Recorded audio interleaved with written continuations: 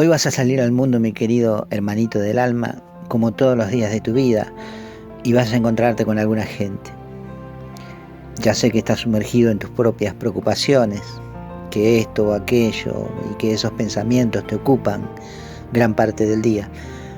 A todos nos pasa, pero si tenés la costumbre de poner los acontecimientos de cada día en manos de nuestro Padre, en algún momento vas a tener que dejar esas cosas tranquilamente confiado en que Él se va a ocupar de llevarlas sobre su santa voluntad, y eso debe darle cierta tranquilidad al alma. Vos y yo sabemos que Dios maneja una agenda que a veces se superpone a la nuestra, y que más de una vez nuestros propios planes, por más perfectos que parezcan, no suelen llegar a cumplimiento, debido a que le hemos dado el permiso al Señor para que intervenga en nuestras vidas. Y Dios se toma en serio cada una de nuestras palabras. No tengas dudas de eso.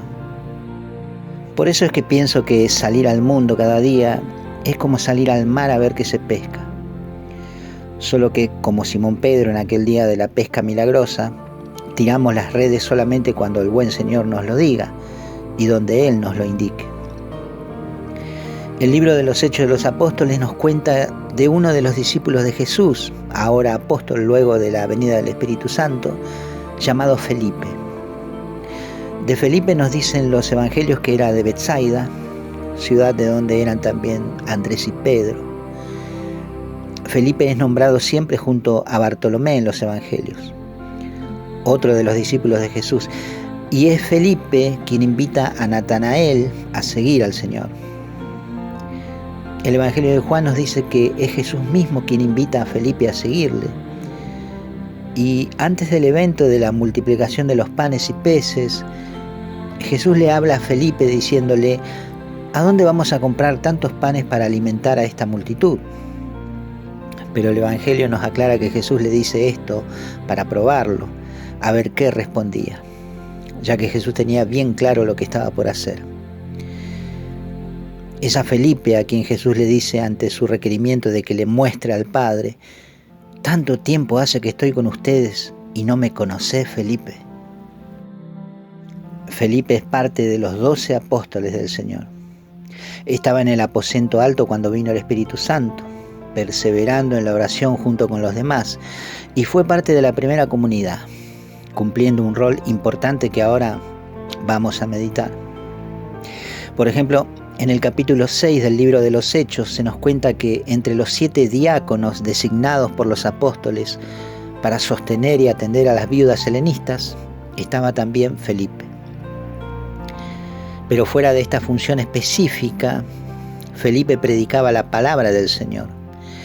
Y dice la Escritura que obraba señales milagrosas por medio de él, como lo hacía también Esteban, otro de los diáconos elegidos. Samaria, la histórica enemiga de los judíos, fue afectada por las obras y la predicación de Felipe. De tal modo que, como dice la Escritura, de muchos salían espíritus inmundos y muchos enfermos de parálisis y cojera fueron sanados. Tanto fue el impacto de la presencia de Felipe en Samaria que hubo una gran alegría debido a todo esto que pasaba. Vemos entonces que Felipe estaba sintonizado con la voluntad del Señor, a tal punto que el Espíritu Santo le indicaba lo que debía hacer y a dónde ir, como nos lo cuenta el capítulo 8 de este libro. En el versículo 26 nos dice que el ángel del Señor habló a Felipe para que fuera por el camino que va de Jerusalén a Gaza, porque resulta que iba de regreso un hombre que era funcionario de la reina de Etiopía, un eunuco que había llegado a Jerusalén para adorar a Dios y que, según podemos ver, guardaba en su corazón muchas ansias de encontrarse con el Salvador. Este hombre volvía con toda su comitiva por este sendero cuando el Espíritu Santo le dice a Felipe que se ponga junto a su carruaje, ya que este funcionario venía leyendo al profeta Isaías. Bueno, allí se entabla una conversación entre los dos que culminó con el bautismo de este hombre en algún arroyo o río que encontraron en el trayecto. Este evento, del que luego no se habló más en la Biblia, nos hace ver que Dios se deja encontrar por quienes le buscan. Le sucedió también a un hombre llamado Cornelio, que era centurión romano en la ciudad de Cesarea. La Escritura nos dice que Cornelio era un hombre piadoso y temeroso de Dios, que tanto él como toda su familia daba limosnas al pueblo y oraba siempre a Dios. Y Dios agenda una cita con Pedro, que se encontraba en Jope, a 55 kilómetros de Jerusalén, y le manda un ángel en sueños a decirle a Cornelio que envíe hombres a esa ciudad a buscar a un tal Pedro. Cornelio lo hace y el apóstol llega a su casa con la premisa de Dios de hablarles de Jesús.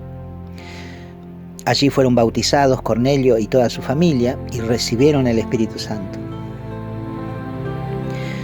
De Pedro se nos cuenta en Hechos capítulo 9 que resucitó a una mujer llamada Dorcas, estando en Jope, por ejemplo, y también sabemos de él que Dios obraba milagros poderosos a través de su persona, a tal punto que la gente ponía a los enfermos en las plazas y en los bordes de los caminos para que al menos la sombra de Pedro les alcanzara, y todos los que eran alcanzados eran curados.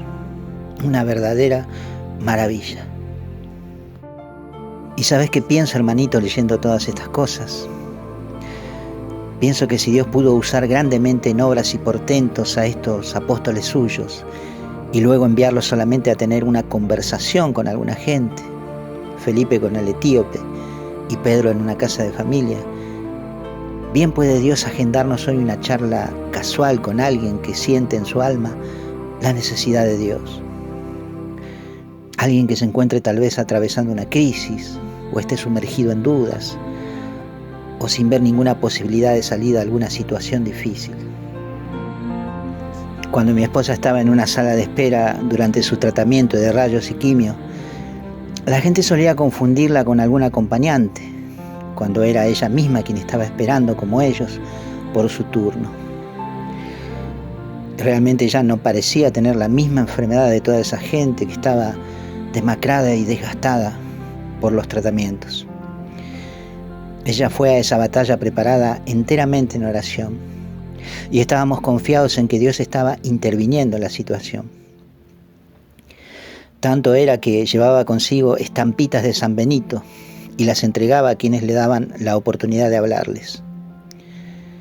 Yo la observaba como ella animaba a otros a tener esperanza y confianza en Dios ante tan tremenda realidad. Y estoy seguro de que eso no fue casual. Llamar la atención a que alguien sumergido en su desesperanza desvíe su mirada hacia Jesús puede llegar a salvar su alma.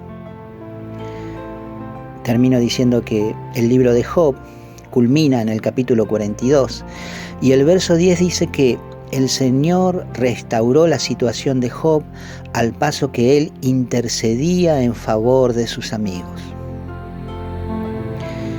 Por eso, mi amigo cristiano, no desestimes ninguna ocasión en que puedas hablarle a alguien del Salvador, especialmente si vos mismo te encontrás en dificultades. Andá a saber si en la medida que hagas el bien a otros, venga el bienestar sobre tu propia casa. ¿No te parece?